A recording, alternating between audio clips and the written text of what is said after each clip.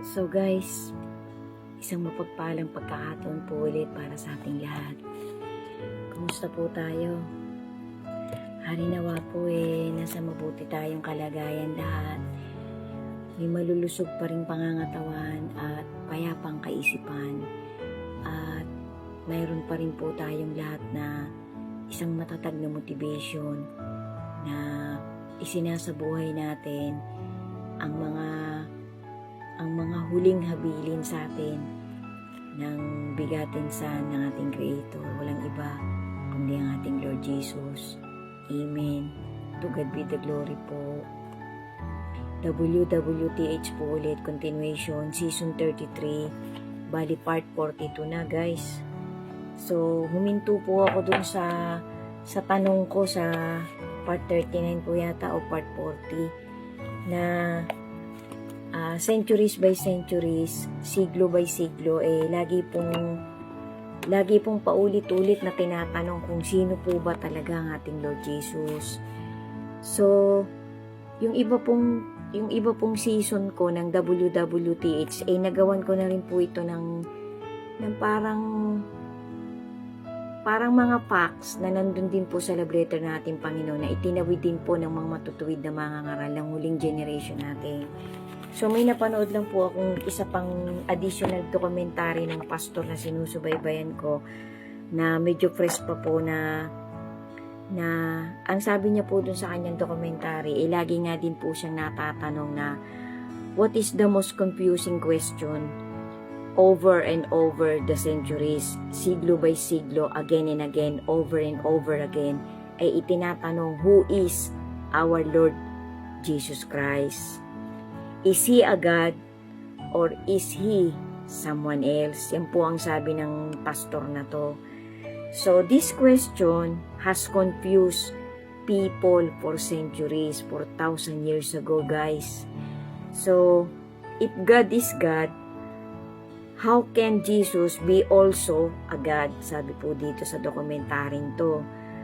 Let's clear up the biggest mystery in the Bible so you can finally understand who our Lord Jesus really is. So, ito po ay facts, guys. Nasabi ko na rin po ito, kung hindi po ako nagkakamali, nasa season 27 to o nasa season 23, 26, yan, mga ganyan po. So, nasa ilalim pa rin po. Sobrang lalim na po ng kakalkalin nyo sa, sa content ko. Kasi napakarami nga po, nagpatong-patong na po. Naglalaro na po yata sa 30,000, 30K plus ang mga contents na nai-upload ko sa platform ko na to. So, sobrang tagal na po kapag in-scroll nyo ng in-scroll. So, pagtyagaan nyo pong tapusin guys, marami po akong itatawid.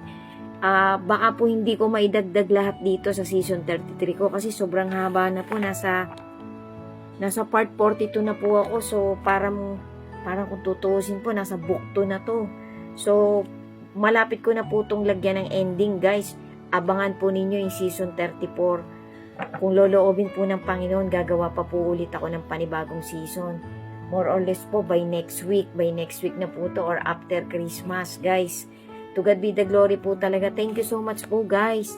Sa bawat isa sa atin dahil isinasama ko po kayo sa mga content kong ginagawa na ganito na nagkakaduktong-duktong na ang priority ko nga po bawat content po na ginagawa kong WWTH galing din po sa mga dokumentaryong napanood ko. So meron po akong mahabang dokumentaryong tinatapos guys, nasa episode 13 na po pero hindi ko po sunod-sunod pinapanood kasi ang pina-priority ko po ay yung dokumentaryong about the tribulation tsaka dun po sa papalapit na rapture, yun nga pong harpacho. So, subaybayan nyo po guys. Isasama ko po kayo. Kasama ko po kayo palagi. Lahat po ng sumusubaybay sa mga ganito kong content na WWTH.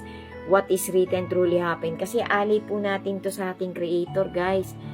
Na ipinapakita po natin sa daily activities ng buhay natin na pinapakita natin sa mag-ama, sa ating Creator at sa kanyang bigatinsan na minomotivate na po natin yung buhay natin habang malusog pa tayo na nininilay po natin, patuloy-tuloy po tayo nagre-research, naglalakap, nag-iipon ng mga motivation na talagang galing sa salita ng ating Lord Jesus, ng ating Creator.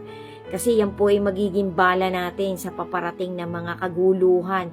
Sabi nga po nung matuwid na mga ngaral, masasamang pangitain, masasamang panginoorin sa mundong ito na malapit na pong mangyari. Parang nakaabang na po yan talaga, guys. Kaya kailangan po talaga magpakaaligaga po tayo. Tayo araw-araw na tayo malusog pa na ipakita natin ang ipakita sa ating Panginoon na pinagninilayan natin, napilit nating isa na sa buhay ang kanyang mga motivation. Amen. So dito po tayo, balik po tayo, guys.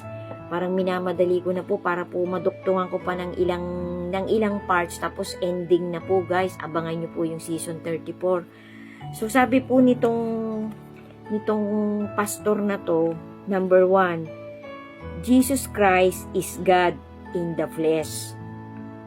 John 1 verse 1 and John verse 14. So the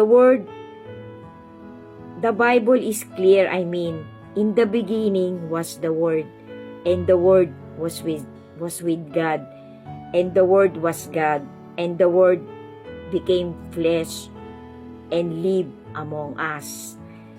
That Word is our Lord Jesus.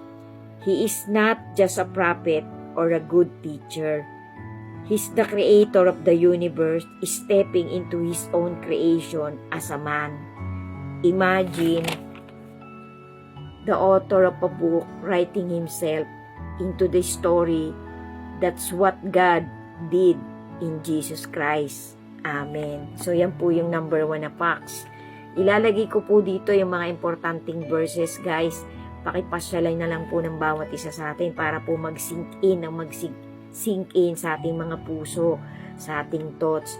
Para po talaga mas lubos-lubos pa nating pagnilaya na ang talagang mag-amang ito ay talagang infinite God pareho. Amen. So ang dadating po talaga ay ang tunay na hari, ang ating Lord Jesus, na ipapadala talaga at bibigyan ng authority ng ating Creator, ng God the Father, para magkaroon ng 1,000 taon ng paghahari niya dito sa lupa at doon po sa itaas. Amen. So sundan niyo pa po, guys, number 2 facts. Father God, Jesus, and the Holy Spirit are one God.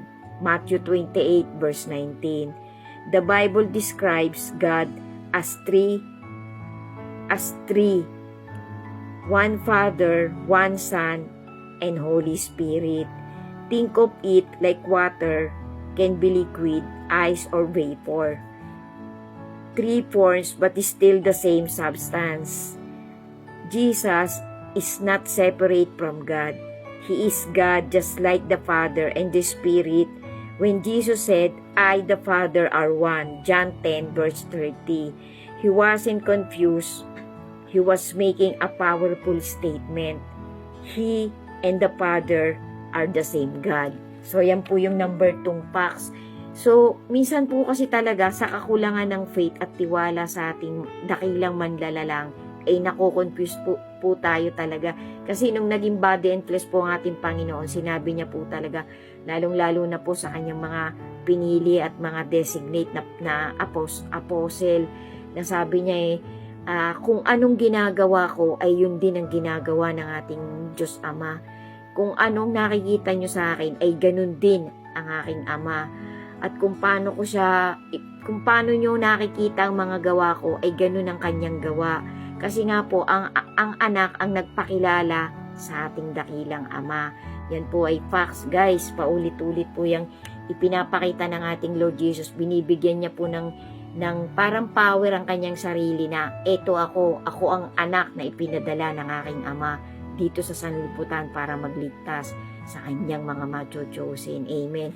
Sundan niyo pa po, guys. Meron pa pong 3, 4, 5 facts about our Lord Jesus. Amen. Thank you po for watching. To God be the glory po.